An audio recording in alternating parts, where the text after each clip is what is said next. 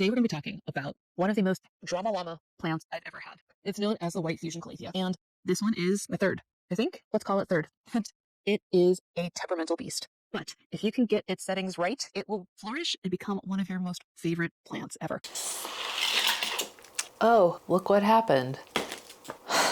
Despite it looking like it's completely dead, like Monty Python, it's not quite dead yet. And despite this being a really poor example of today's topic, it still, I think, illustrates a good point in not assuming that a plant that looks like this is meant for the trash can. In fact, there's still some life in this guy yet, and I want to show you the evidence why. Okay, so first, we're just going to zoom in here. And you can see this guy is not in great shape. By the way, in case you're curious why this happened, as I mentioned in my White Fusion Calathea video, this guy lives on a table that is right in front of a window that also has a heat register under it. So all of the heat from my living room blows onto the sky, which means that I have to stay very vigilant in making sure it has enough humidity and water around it. On the flip side, I have inattentive ADHD, which makes the, yeah, I'll get around to watering it, something that gets pushed off until this happens, and it just makes me feel great about myself. You're probably here because things aren't looking great for one of your plants and you're wondering if it could be revived. First off, I'm very sorry you have to watch this video. So let's triage this first. Ready? What time of year is it? There's a thing that happens called dieback, or essentially it's plant dormancy. Outside, perennial plants will usually cut resources off to the part that's above the soil in order to maintain the integrity of the root system while it goes through winter. And houseplants can do this too.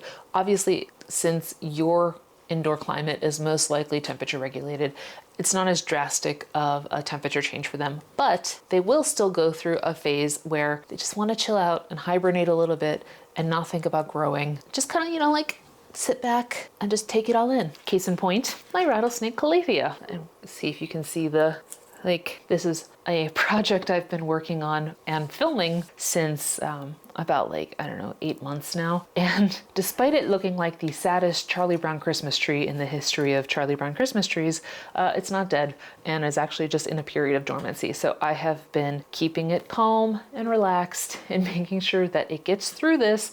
So now that it's early spring, I can start upping the water routine and upping the fertilizer and making sure that this guy comes back. And if you've ever had any sort of carnivorous plant like a Venus flytrap, those are notorious for dying back over the winter too, which can be really scary if you're impatient and don't want to give it time to kind of, come back from the dead or come back from the brink of death. So if it's winter in your area and you suspect that's what's going on, your best bet is to back off your watering routine, because if it's not needing a lot of nutrients, then it's not going to need a lot of resources. So cut back on your watering routine and put your plant in a place that gets it adequate sunlight, but not too much sunlight. On average, you're going to want medium to bright and direct sunlight. Indirect is the key point here. And keep nursing it, but do not helicopter parent it. Your goal is to keep it as comfortable as possible while it chills out and waits for the spring thaw. Okay, so we talked about winter dormancy, but let's talk about,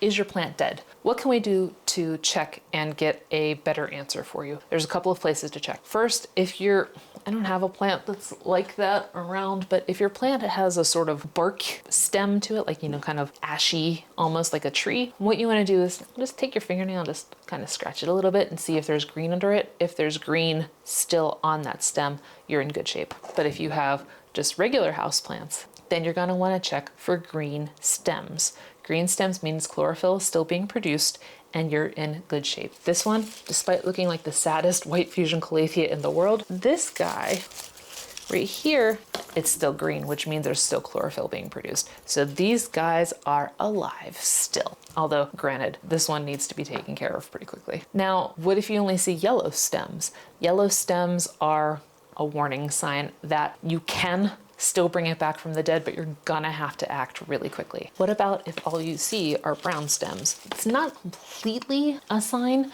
What you would want to do then is clip the stem and look inside. If it's hollow and dry, that's dead. But if there's still a I guess, membrane around in the stem, you're still in good shape. Are the stems sagging? If the stems are still green or they're yellow and sagging, that could be a sign of cold shock or overwatering. So again, if it's yellow or green, it's not dead yet. You still have time to save it. If it's brown, again, clip it and see if there's any sort of suppleness in the stems. And if so, you're still in good shape.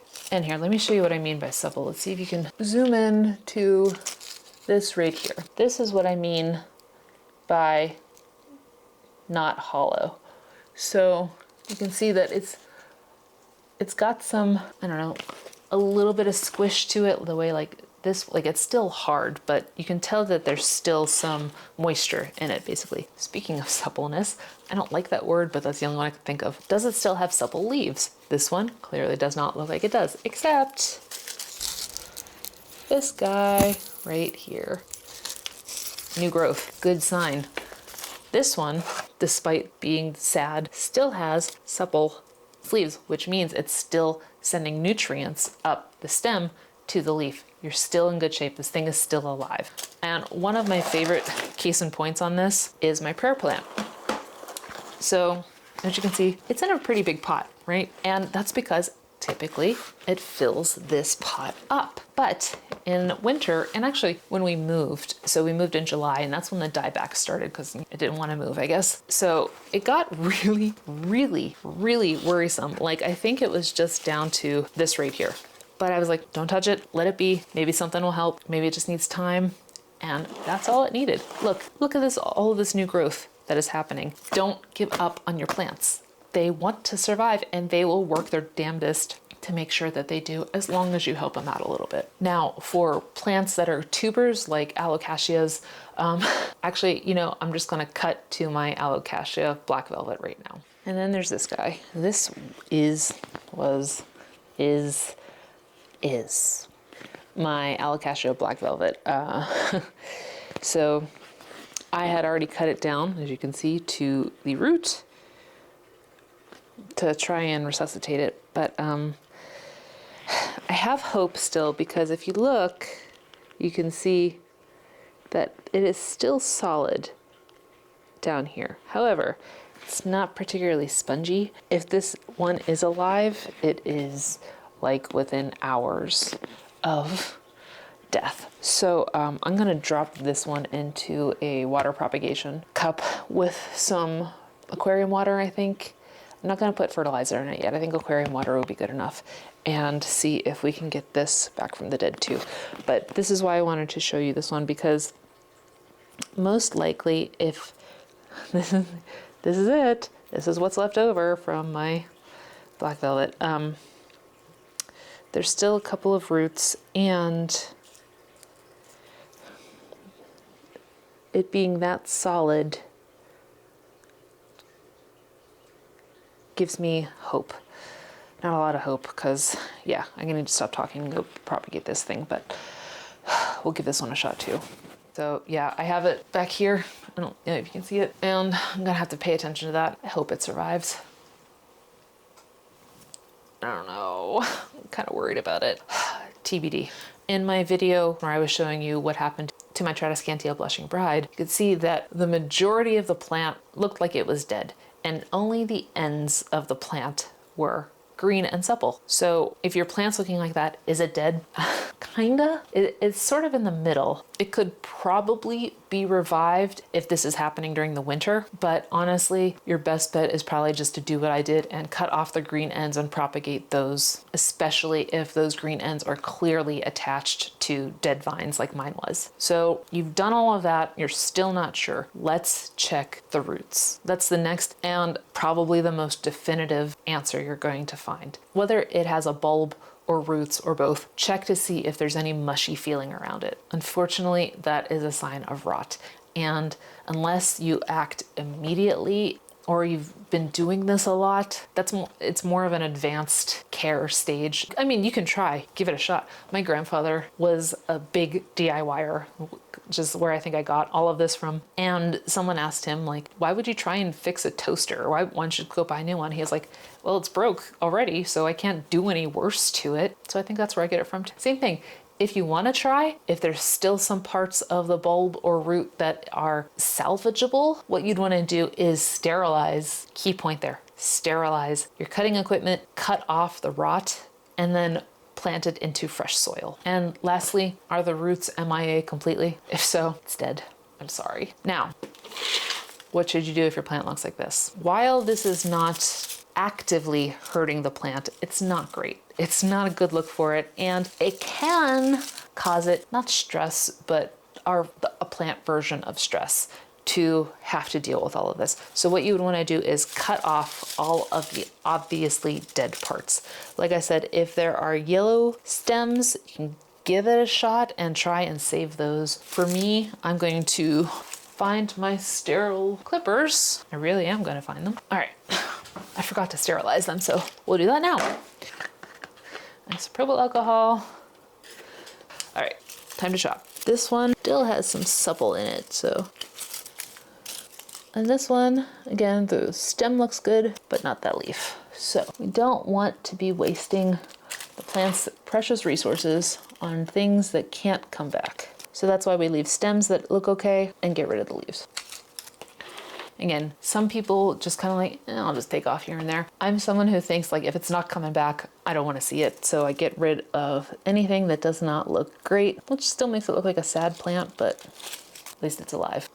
Okay, and again, you want to cut down as close to the soil as possible. Anything that's dead. So this is what it looks like now. And yeah, I know it's from the dollar store. Now for something like this, and again, I will show you the final result of this. Clearly, I'm still in progress of treating this, but as you can see, I cut off a lot of the brown parts of it, and I could cut a little more off. Okay. And as you saw in the alocasia clip, I just cut that down to the little root ball. Really worried about that guy, to be honest. But hopefully this was helpful for you. If I could teach you one thing out of all of this, it is that don't give up. There is still a chance that your plant can survive neglect or cold, overwatering, underwatering, you going on vacation, whatever happened. There's still most likely a chance you can save it if you act quickly. I will give some updates on this in another video or on my community posts, so check that too if you want to see updates. But if you want to avoid ever having to look at this video again, check out this video next, because I go into the simple ways you can ensure your plant thrives, even for people who are like me with an attentive ADHD or forgetful, or just have the palest of pale green thumbs. Let's call it that. I'll see you over there.